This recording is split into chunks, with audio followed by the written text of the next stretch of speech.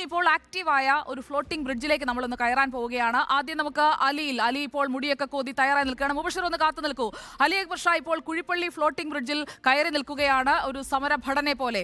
എറണാകുളത്തെ ആദ്യത്തെ ഫ്ലോട്ടിംഗ് ബ്രിഡ്ജാണ് കുഴിപ്പള്ളി ബീച്ചിൽ തുറന്നത് നവംബർ മാസത്തിൽ. 100 മീറ്റർ നീളം, 3 മീറ്റർ വീതി. ഇതിൽ പൊതുജനങ്ങൾ വരുമ്പോൾ എന്തൊക്കെ സുരക്ഷാ മുന്നറിയിപ്പുകൾ അവിടെ ഏർപ്പെടുത്തിയിട്ടുണ്ട്? എത്രത്തോളം സുരക്ഷിതമായാണ് അവിടെ ഇപ്പോൾ സാഹസിക വിനോദസഞ്ചാരം, അതും ഈ ഫ്ലോട്ടിംഗ് ബ്രിഡ്ജിൽ നടക്കുന്നത്? അലി,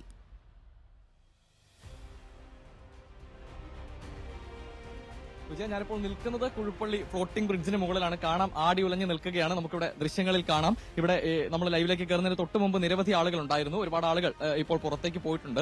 ഇവിടുത്തെ സുരക്ഷാ ക്രമീകരണങ്ങൾ പറയുകയാണെങ്കിൽ നമ്മൾ ഇവിടെ എത്തിയപ്പോൾ തന്നെ കൃത്യമായി ലൈഫ് ജാക്കറ്റ് അണിയിച്ച് അവിടെ നിന്നും ഇവിടുത്തെ സേഫ് ഗാർഡുകൾ നമ്മളെ ഇങ്ങോട്ട് കൊണ്ടുവരികയായിരുന്നു. നമ്മളോടൊപ്പം ഗാർഡുകൾ ഉണ്ടായിരുന്നു. അത്തരത്തിൽ കൃത്യമായി സുരക്ഷാ മുൻകരുതലുകൾ പാലിച്ചുകൊണ്ടാണ് ഇവിടെ ആളുകളെ കയറ്റുന്നത്. അതുപോലെ തന്നെ 5 വയസ്സിന് താഴെയുള്ള കുട്ടികളെ ഇങ്ങോട്ട് കയറ്റില്ല. മറ്റ് ഹൃദ്രോഗമുള്ള ആളുകൾ, അതുപോലെ തന്നെ പ്രായമായ ആളുകൾ, അത്തരത്തിൽ ആളുകളെ കൃത്യമായി നോക്കി അവരുടെ ആരോഗ്യസ്ഥിതി കൂടി പരിഗണിച്ച് മാത്രമാണ് ഫ്ലോട്ടിംഗ് ബ്രിഡ്ജിലേക്ക് കയറ്റുന്നത്.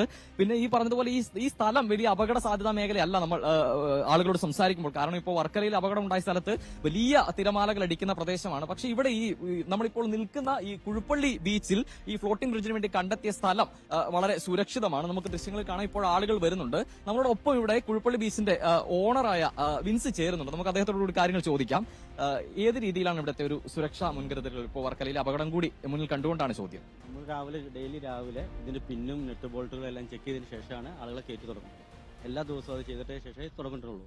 പിന്നെ നമ്മൾ ആഴ്ചയിൽ ഇതിന്റെ ആങ്കറിങ്, മറ്റുള്ള എന്തെങ്കിലും റോപ്പുകളോ ലൂസ് ആവുന്നതെല്ലാം ചെക്ക് ചെയ്യുന്നുണ്ട്.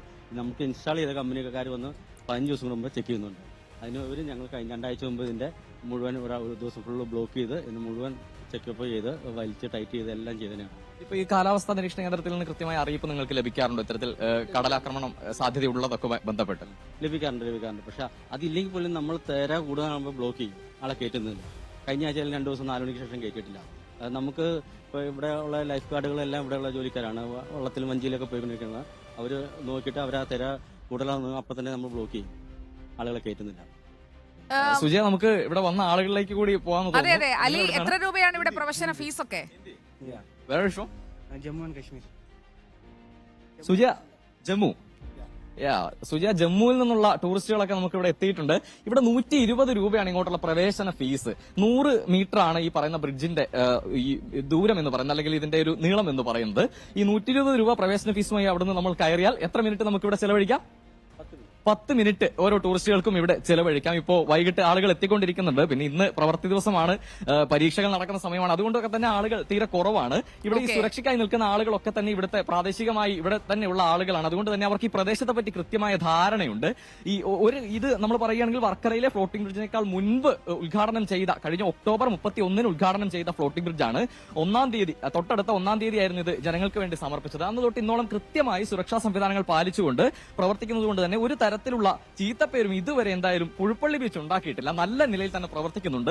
നമ്മൾ എന്തായാലും ഇവിടുത്തെ വളരെ മനോഹരമായ ഒരു കാഴ്ച കൂടിയാണ്. അതുകൂടി പറയണം, നമ്മൾ ഈ മസനഗുഡി വഴി ഊട്ടിക്ക് പോയി എന്ന് പറഞ്ഞ പോലെ വളരെ മനോഹരമായ അനുഭവം കൂടിയാണ്. എന്തായാലും മറ്റ് സംസ്ഥാനങ്ങളിൽ നിന്നുകൂടി ആളുകൾ, ടൂറിസ്റ്റുകൾ ഇങ്ങോട്ട് തീർച്ചയായും അപ്പൊ മറ്റ് സംസ്ഥാനങ്ങളിൽ നിന്നുകൂടി ആളുകൾ ഇങ്ങോട്ട് എത്തുന്നുണ്ട്. ഒരു ചെറിയ ബാലൻസിൽ നിന്ന് കഴിഞ്ഞാൽ നിൽക്കാം. നമ്മുടെ വീഡിയോ ജേർണലിസ്റ്റ് അടക്കം ആടി ഉലയുകയാണ്, ദൃശ്യങ്ങളിൽ കാണാം.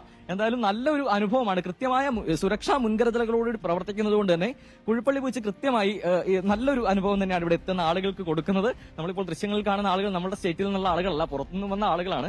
അതൊക്കെ നിരവധി ആളുകളാണ് സുരക്ഷിതമായ സാഹസികത, അങ്ങനെ ഒരു നല്ല മാതൃകയാണ് കുഴിപ്പള്ളിയിൽ നിന്ന് ഇപ്പോൾ അലി അക്ബർ ഷാ നമ്മളോട് പങ്കുവച്ചത്. ആടി ഉലയുകയാണ്. നമ്മുടെ ക്യാമറമാൻ കൂടെ ചാടാതെ നോക്കണം. വീഡിയോ ജേർണലിസ്റ്റിനെയും സുരക്ഷിതമായി കരയിൽ എത്തിക്കണം അലി അക്ബർ ഷാ.